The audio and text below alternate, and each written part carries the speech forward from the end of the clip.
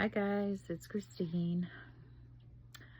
I wanted to come on and share a video about something that just really came across my mind. Something that just crossed my mind I want to talk about is, how do we know when we are seeing things clearly or through the filter of our past traumatic experiences?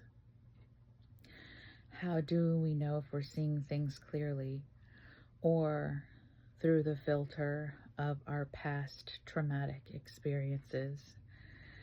And this could really be like a two-part video, maybe more, because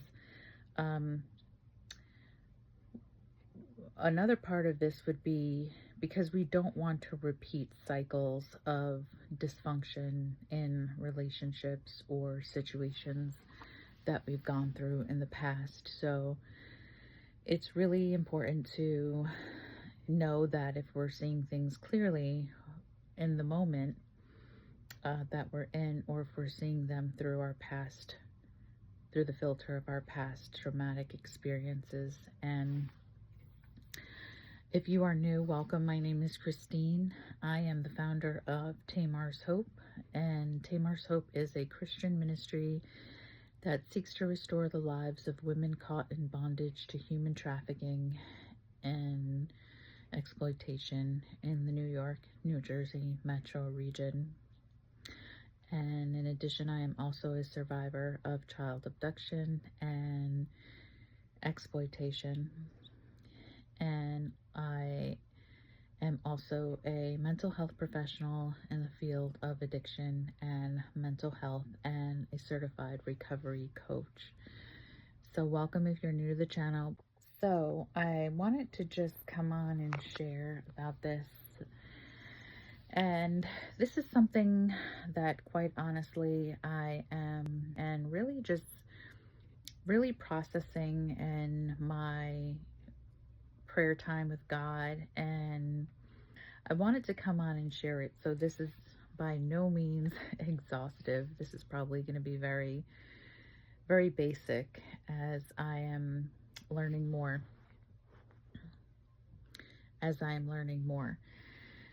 So one of the things that I've learned and that I'm continuing to learn as I process this question is that when I go through these type of situations, it's important for me to observe not only what's happening, what's transpiring around me in any given situation, whether it's in a relationship or at work or what have you. It's not only important for me to really be objective, and I think that's the important thing here. The word is objective and observant. To be objective and to be observant.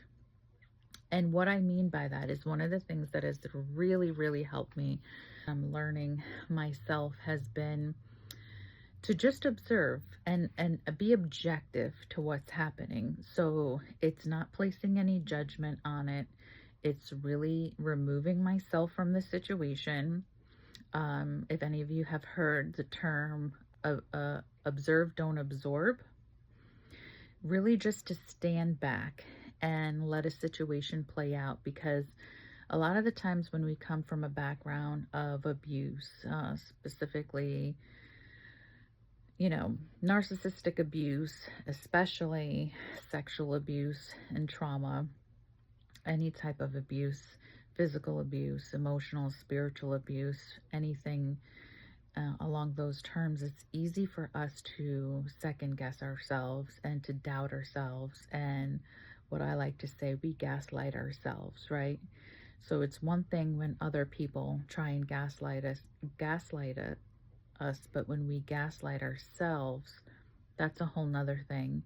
But one of the things that I've learned as I'm going through my healing and recovery and my journey, just throughout all of these years and decades, has been now to really, really observe what I'm going through and and not to judge it and to remove myself from it, not to internalize it. And that's another thing too, is not to internalize it.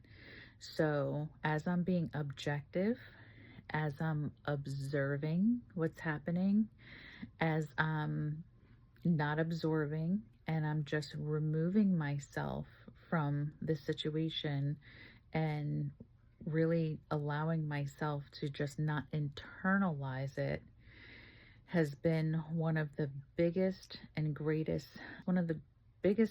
assets for my recovery right now, in terms of the way that I am viewing things and the way that I'm experiencing.